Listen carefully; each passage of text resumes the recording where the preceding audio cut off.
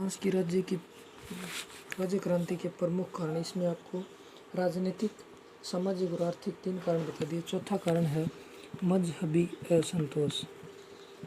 मजहबी असंतोष। देखो, फ्रांस में इस समय 1,25,000 मजहबी प्रचारक पादरी थे। कुछ पादरियों का जीवन ऐश्वर्यशाली था, जबकि कुछ के पास 2 समय के भोजन की व्यवस्था भी नहीं थी।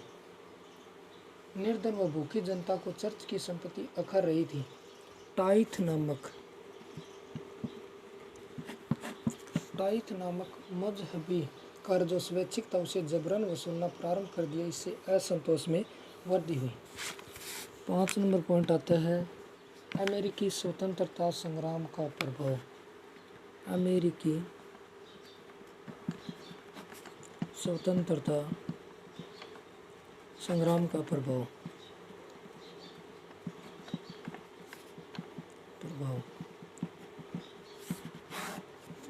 जब अमेरिका के स्वतंत्रता संग्राम में फ्रांस के सैनिक सहयोग करने गए थे, वहां उनको राष्ट्रभक्ति, स्वतंत्रता व स्वाभिमान की प्रेरणा मिली।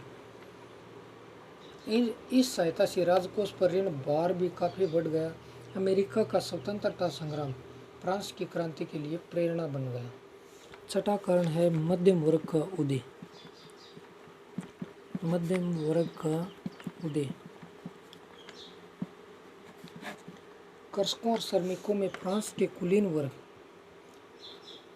का विरोध करने की क्षमता नहीं थी। समाज के मध्यम वर्ग ने इस कमी को पूरा किया। इस वर्ग में विचारक, शिक्षक, व्यापारी, वकील, चिकित्सक आदि शामिल थे। ये सभी फ्रांस की स्थिति में सुधार चाहते थे। नंबर 7 पॉइंट है बौद्धिक जागृति। बौद्धिक जागृति।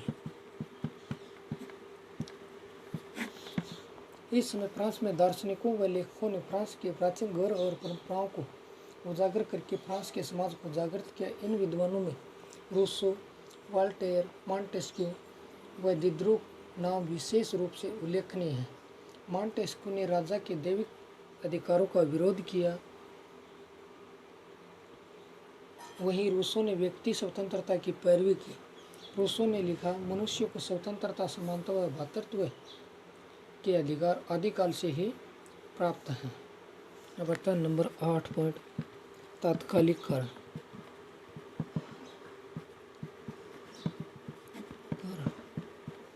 देखो, फ्रांस की राज्य क्रांति का तात्कालिक कारण क्या था? बेस्तिल के दुर्ग का पतन 5 मई 1789 ईस्वी को। 175 वर्ष बाद वित्त मंत्री ब्रियां की सलाह पर एस्टेट जर्नल का अधिवेशन बुलाया। राजा से प्रार्थना की गई कि असमानता, शोषण, विशेषाधिकार व बेगार प्रथा को समाप्त किया जाए। तृतीय सदन के सदस्य तीनों सदनों की संयुक्त बैठक करना चाहते थे, लेकिन प्रथम व द्वितीय सदन के कुछ पादरियों को छोड़कर कोई नहीं आया। 17 जून को तृतीय सदन ने स्वयं को राष्ट्रीय असेंबली घोषित कर दिया। 20 जून को तृतीय सदन के सदस्य बैठक के लिए आए तो सभा भवन का दरवाजा बंद कर दिया गया। अतः सदस्यों ने सभा भवन के बाहर टेनिस कोर्ट में ही असेंबली की बैठक ली व शपथ ली कि फ्रांस को संविधान दिए बिना सभा विसर्जित नहीं की जाएगी। राजा ने नेशनल असेंबली को मान्यता प्रदान कर दी। 14 जुलाई 1789 ईस्वी को क्रुद्ध भीड़ ने बेस्तिल पर आक्रमण करके सभी कैदियों को छुड़ा लिया और यहीं से क्रांति की शुरुआत हुई।